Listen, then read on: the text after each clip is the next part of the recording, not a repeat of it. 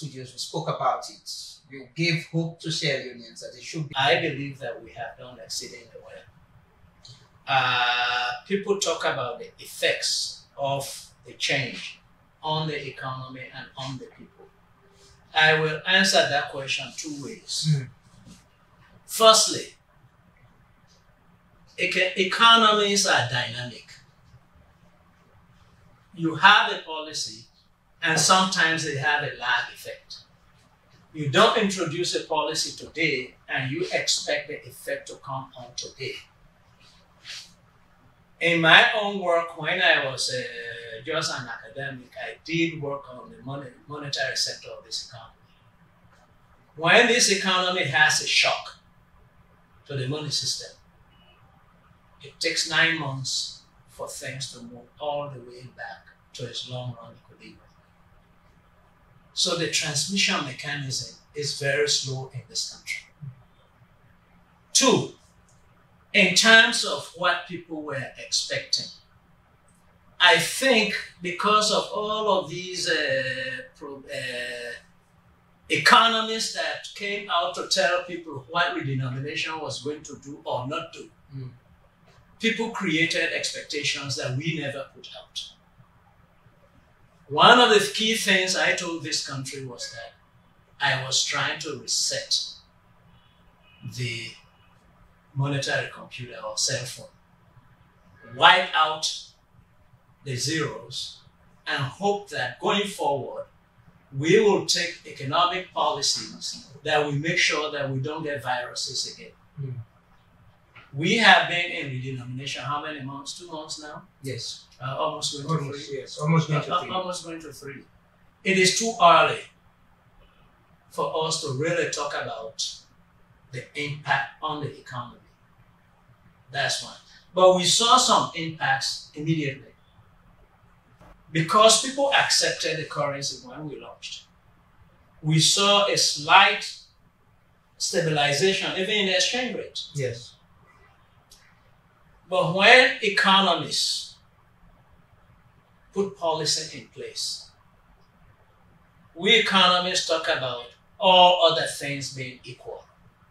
And I believe whenever I spoke to you or anybody else, I made sure that we know about that. The world is dynamic, things change. Since redenomination, a lot of things have happened. That affects Yes. the economy, Yes. positive or negative? Let me just, firstly, the US is our only reserve currency country. The US dollar is the reserve currency. We know that whenever there is economic uncertainty, economic agents fly to safety. They try to hold their wealth in a reserve currency because if everything goes wrong, they still think there will be strength in the reserve currency.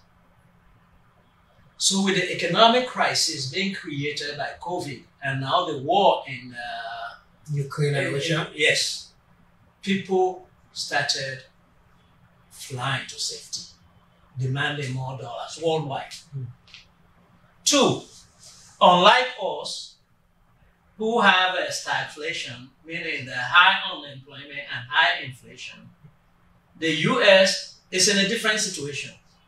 They have, their inflation rate is rising, but they have shortage of jobs, of people to hire. They have full employment. So the Federal Reserve has decided they want to fight inflation. The way they do it is raise interest rates. When they raise their interest rates, US assets become more attractive to everybody in the world. They start supplying their own currency in order to demand dollars to buy US assets. That also increased the demand for dollars. And that increased our own demand too. Yes, worldwide. You know, people talk about redenomination has caused the Leone to depreciate. Well, the pound is now at par. This morning I heard that the euro is below par with the dollar. Simply because people are ditching their currencies trying to fly to safety.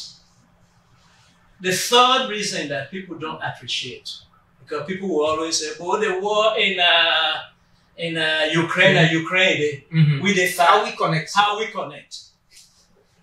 Simply put, there has been disruptions in the world supply chain to the point that things that we used to just get very easily are no longer there, and they are becoming expensive. Good example is now you go into the US, used car prices are rising. Why? Because the computer chips that are necessary to put into the new cars are not being produced as much, and therefore you are not getting that many new cars. World prices are rising. We are a small country. The small country assumption is in economics is that you are a price taker. We cannot go and negotiate prices. So when the world price rises of anything, it impacts us directly. Did you expect this situation we are in presently? Like you mentioned, a lot of people are connecting it to the redenomination, the inflation rates, and the dollar rates in the country. I was reading just the Bank of Sierra Leone website this morning. Yesterday it was at 14. Someone here today it's gone to buying rate is 15 to 2075. It's every day it keeps going up. Where are you expecting this? As long as the war continues in the Ukraine, as long as COVID continues to impact supply chain disruption, supply chains, we expected the Leone to depreciate. But we were doing things within our own little power, given the small reserves that we have, in order to try to keep the depreciation at a slower rate. But what has happened? No. What has happened recently? Once the Fed changed its policy stance and started raising interest rates, and yesterday we heard that the Bank of England is also now going to raise interest rates. When those things happen, it's going to impact the exchange rate. The way I try to give an analogy of this is, suppose you have a mosquito that is on the wall of a ship. The waves hit the ship. Maybe the waves may hit the ship, very small wave. But because the mosquito is very small relative to the ship, it feels it more. We are a small country. We are even less than a mosquito in the world economy. What is the Bank of Sierra Leone doing with your leadership to address the depreciation of the leones, the inflation? What the policies? What are you doing? We have done. The Bank of Sierra Leone is in a very tight situation. How tight? Wait, let me explain.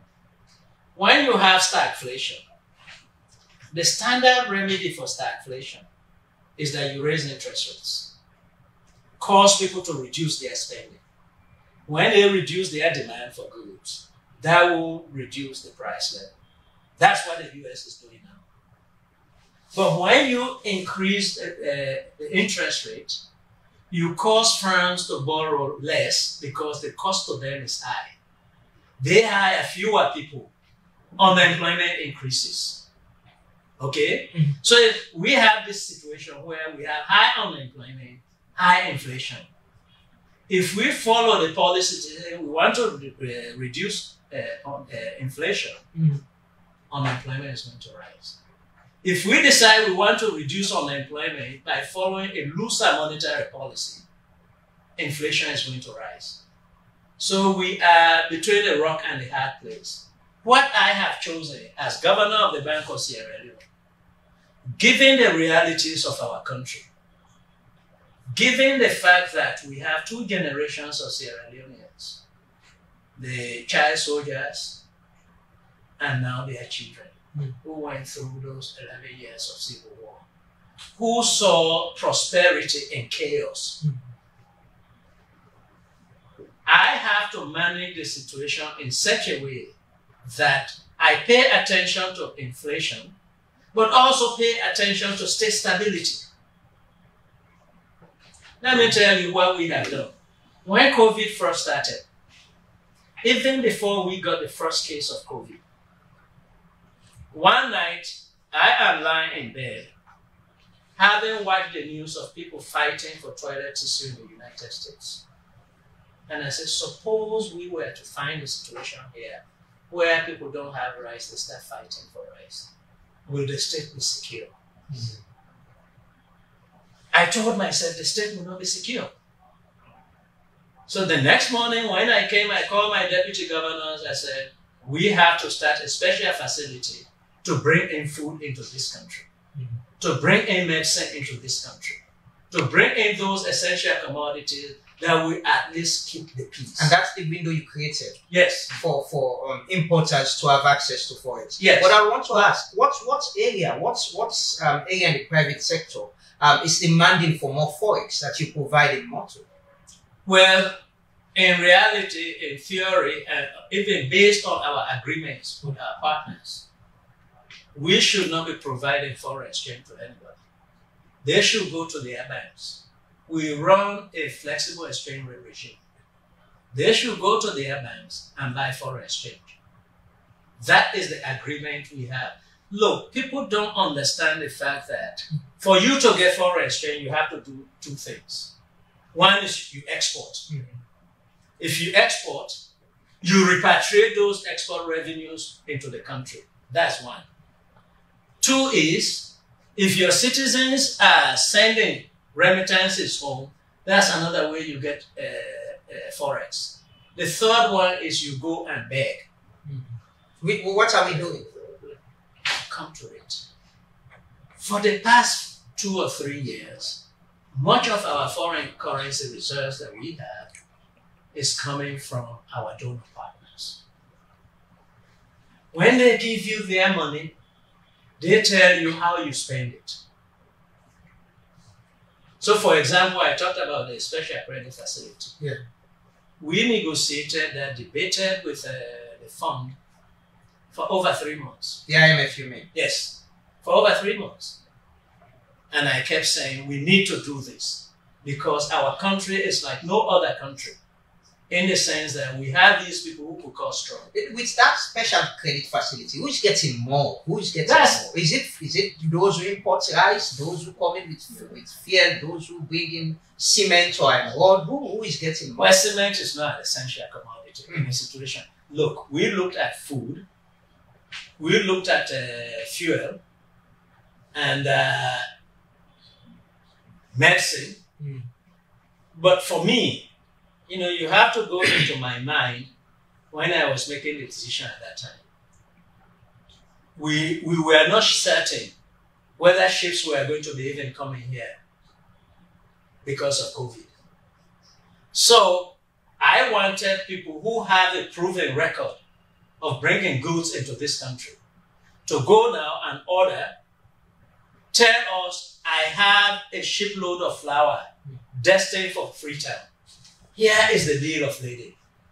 If you did not produce that, you did not get the money. I have so many containers worth of rice. It's on the ship. Here is the document saying that this rice is coming to Freetown. We never gave any exporter money in this country because we didn't want to give them money and they don't bring in the food. So when you tell us you are importing food and you give us the bill of lading, we pay directly to your customer out there. And that has been followed through. Yes. Since that's policy. Yes. Okay. I want to ask what the let me just add, part of the reason for high inflation and our exchange rate wars is the fact that we spent over $200 million importing rice. We have a situation that is strange for me. When I was growing up in this country, 2/3 of our foreign exchange earnings came from agriculture. Mm-hmm. Now, everybody prays on mining, for mining. Oh, mining is not exported there for this, that. Yet, and I don't want this to be interpreted the wrong way. We have able-bodied young people, young men in this town, who put people in wheelchairs, run after people harassing them, when they could be in the village producing food. The countries that have fared very well in this crisis in Africa are countries that are nearly self-sufficient in their staple food. How is the Bank of Sierra Leone supporting the domestic agriculture sector to address this challenge you've just highlighted? We're spending a lot of money, and this has been before this government came to power. Previous regimes have been saying same things. We're spending more in importing rice, and we're not feeding ourselves. Well, thank you for that question. The Bank of Sierra Leone put aside $10 million as what we call a special credit facility for agriculture. Not to import rice, but to pay for imported implements, fertilizer, seeds, anything that you need to produce food in this country. Current interest rates at the banks are probably close to 25–30%. We set the interest rate on this at 5%.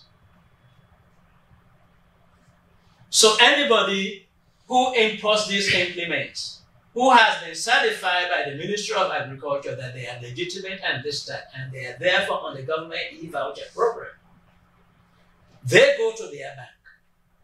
They apply for this money. The bank recommends to us. We send the money. And then they bring in the implements. Could you do more? Even the 10 million that we put aside, we have not spent all of it. So people are not coming for it? No, they come for it, but they don't have the necessary collateral. You know, is it that stringent that no, they cannot have it? No, because we're talking about domestic agriculture, how do you support even women in communities? We are not putting this money to the women, to this, to that. You have been appointed as the district aggregator.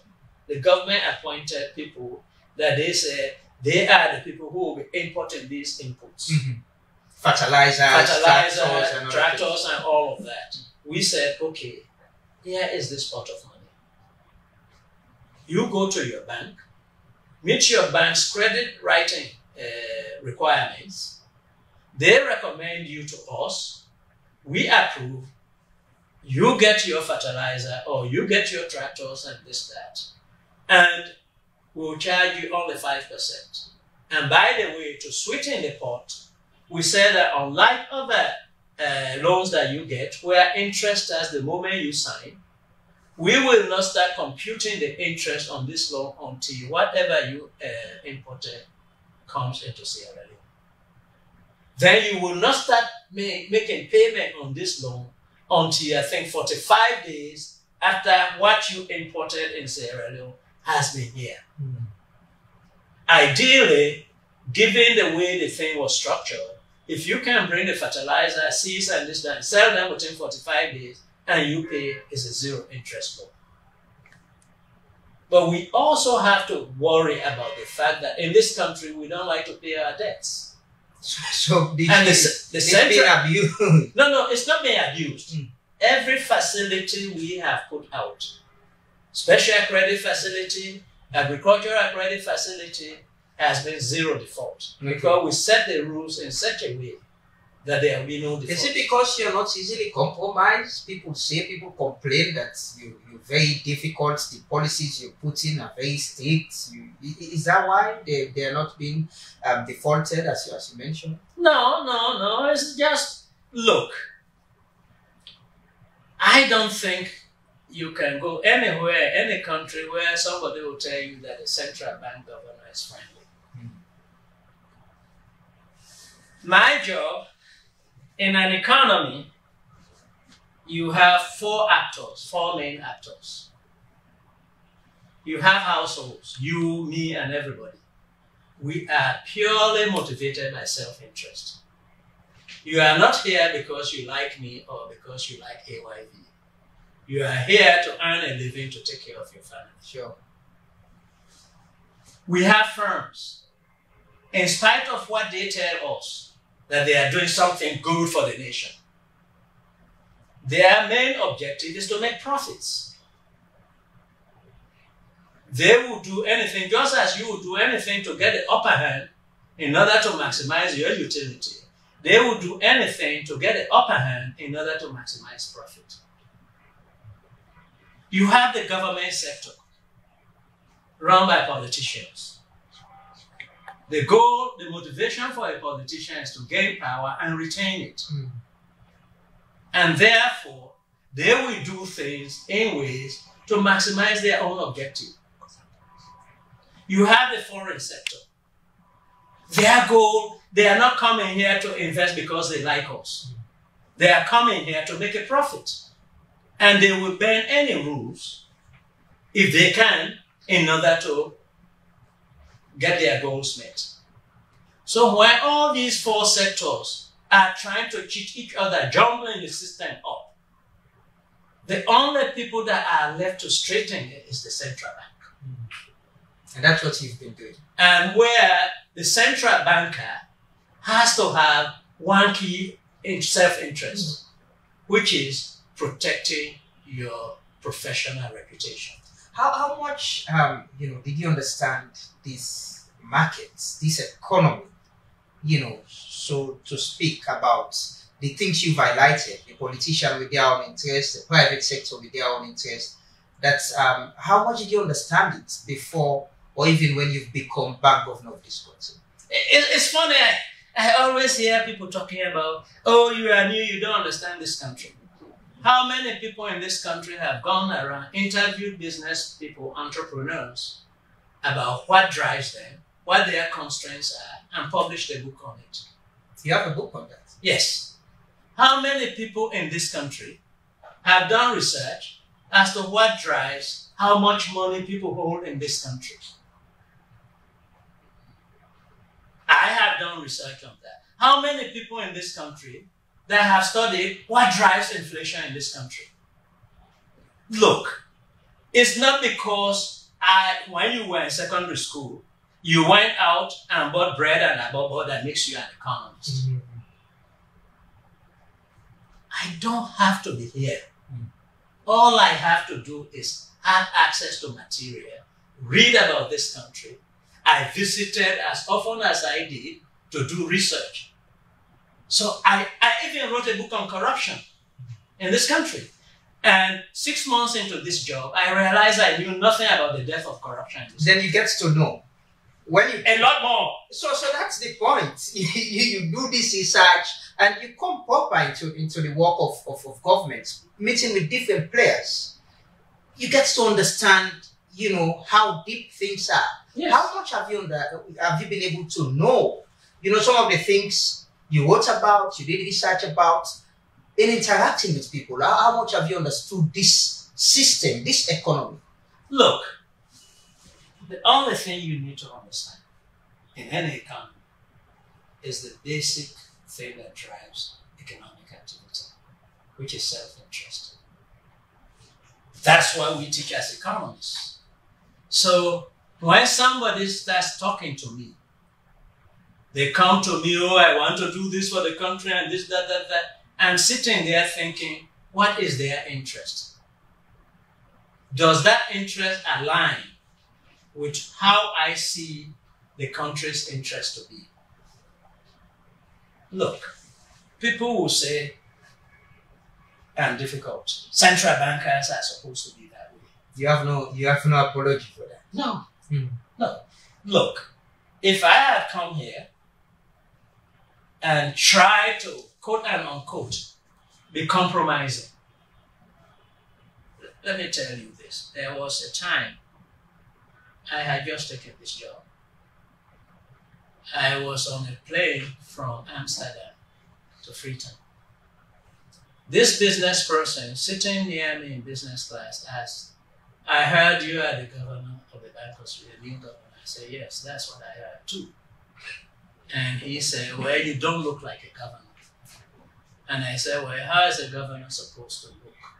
They said, well, they dress in suits. And I said, well, this governor comes from the United States. When he is driving, he wears jeans. within 15 minutes into the flight, I'm asked, Governor, do you have a private car, a private vehicle? And I said, no, the bank has provided me a vehicle. And the person said, well, you need your own private vehicle. And I said, well, thank you. When I decide I need my own private vehicle, I'll buy one for myself. I had met this person in less than 15 minutes. The next thing he said was that you don't have to buy it. I have a brand new Forerunner. When the plane lands, I'll have my driver bring it to your residence. And I started laughing. And he said, Governor, why are you laughing? I said, because I know you are joking. But just in case you are not joking, say exactly what you said now. When the plane lands in Leone, I am going to go to the CID and report what you have told me. Then he started laughing. Governor, I joke, I mean, the joke. I said, I told you. So the speed with which these people try to compromise you is something I had underestimated. And it's coming. How do you resist it? It doesn't come. Okay. You know, look, one of the things that trains you well for this job is being a professor in an American university. Every semester in an American university, your students evaluate you anonymously. You hear everything about yourself, things that you know are true, things that you know are lies, things that you know are half-truths. Your job is to look at clear criticisms that you can improve on and tune out the noise. Almost 5 years. Almost 4. I'm talking about the government generally. Almost 5 years since this government came to power. Almost 4 for you as governor in this job. Do you strongly believe you've done much? You've lived up to the expectation of the president who appointed you and the people of this country? The one thing that to correct that question is that the central bank governor, the central bank is autonomous. But the governor is appointed. Yes, but still, the act says that the bank takes instructions from no one. Yes, so I'm not asking. So, but no, please, let me answer that question. Your expectation of me and my expectation of the job that I must do might be different. If you were asking me my expectation, every morning when I come here, before I do anything, I say a very short prayer. You're a Muslim? Yes. Allah, give me the wisdom and the strength today to make the best decisions for the people of this country. If I make decisions and I know I'm wrong, I change. But I am not here to massage somebody else's ego and this, that. Have I done what I expected to do? I don't want to talk for government. People don't understand. The central bank is not part of government. It's a corporation owned by government. Government makes its decisions differently. We make our decisions differently. We, the minister and I, the Minister of Finance, do meet and discuss. But all decisions made by the bank are autonomous. Autonomous decisions. Now, we came here, initially inflation was very high. Based on rules that we put here on the Ministry of Finance to make sure that they keep their spending within their limits and this, that, we were able to narrow the fiscal deficit, which led to inflation falling continuously to a single digit. Which made the exchange rate stable for a very long time prior to COVID. We were able to do the things that we can do that are within our powers to be able to make life a little better for the people of this country. COVID came and just erased every gain we have made over the 2 years. And we are still grappling with the impact. And even with COVID, people talk, quite a bit. Prices are high here. But go to neighboring countries. Look at the prices of basic necessities there. You will realize that for most of them, they are higher than they are here.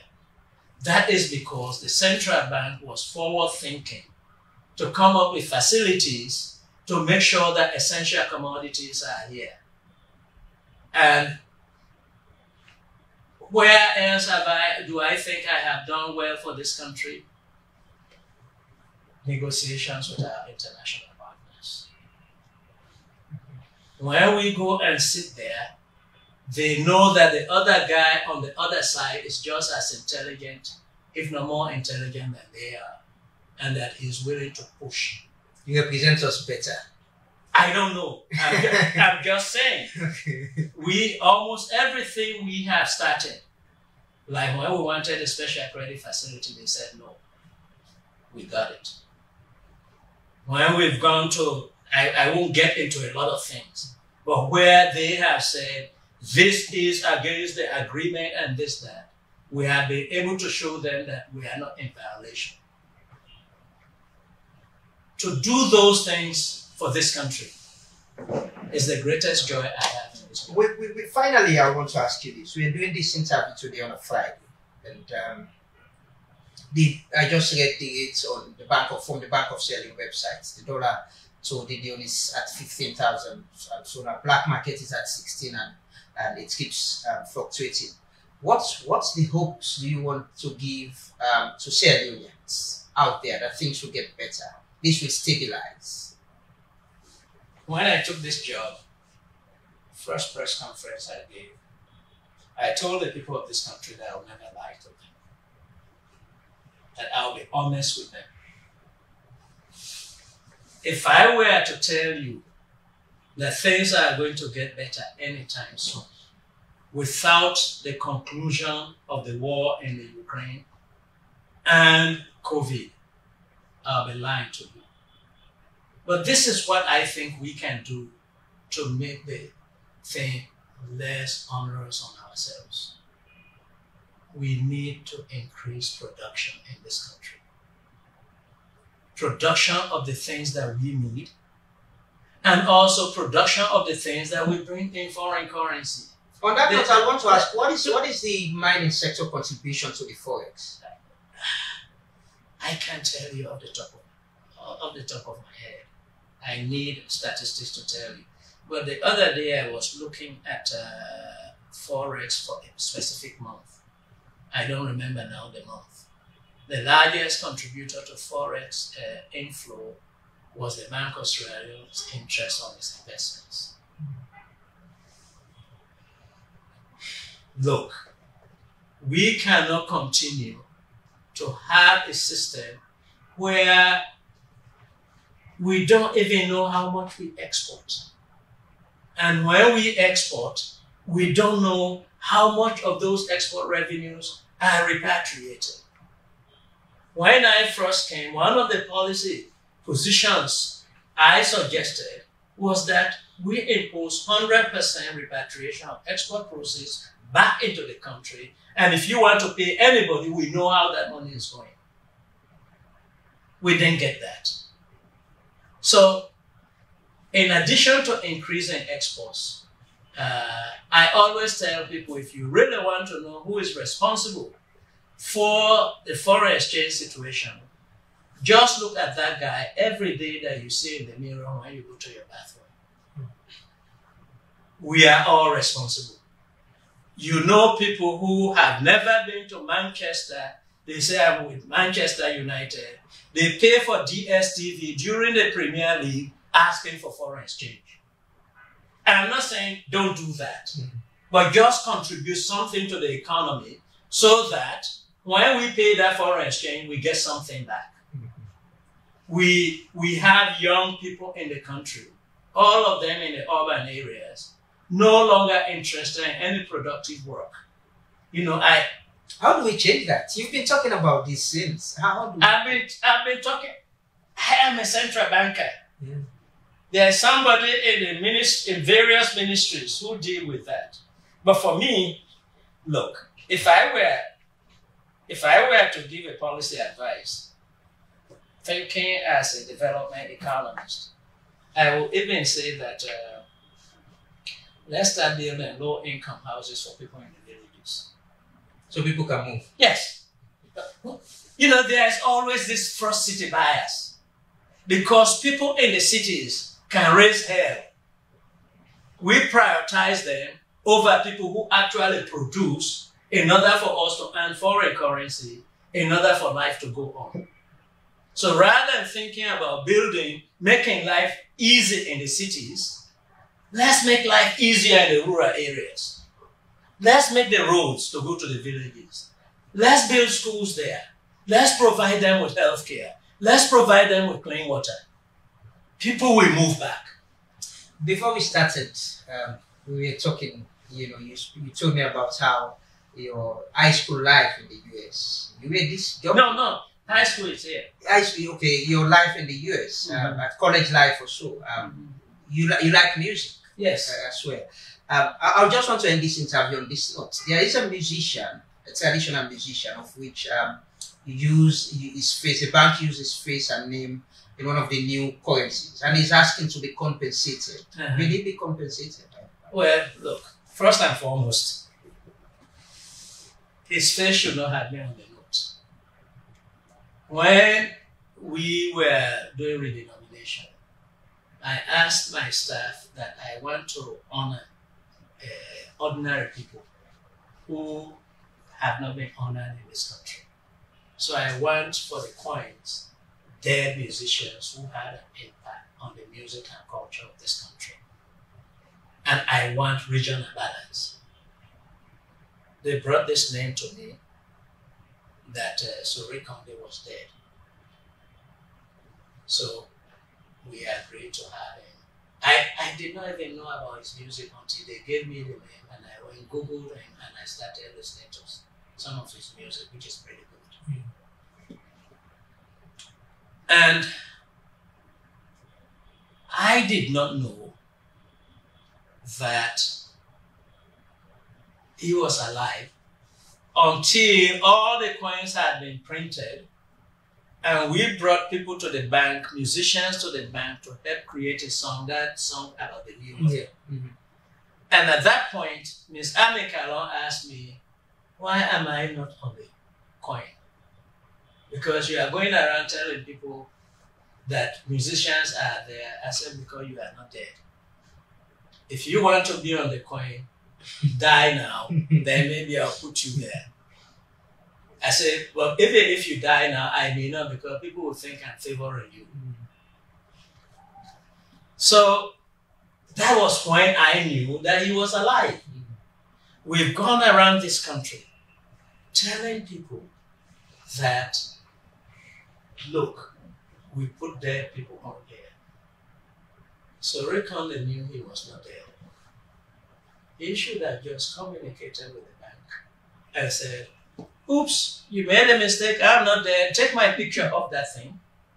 Or if it is already too late, let's talk about what I can do with redenomination. Is it due compensation? Since I heard this, I have consulted,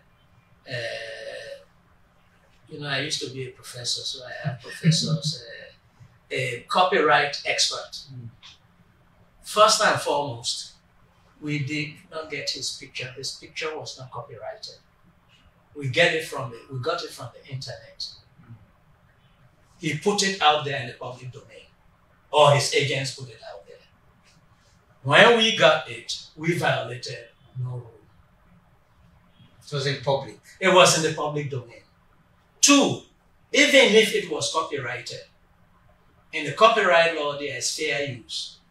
If you use something to promote history, education, or parody and this, that, it is fair use, you don't need permission.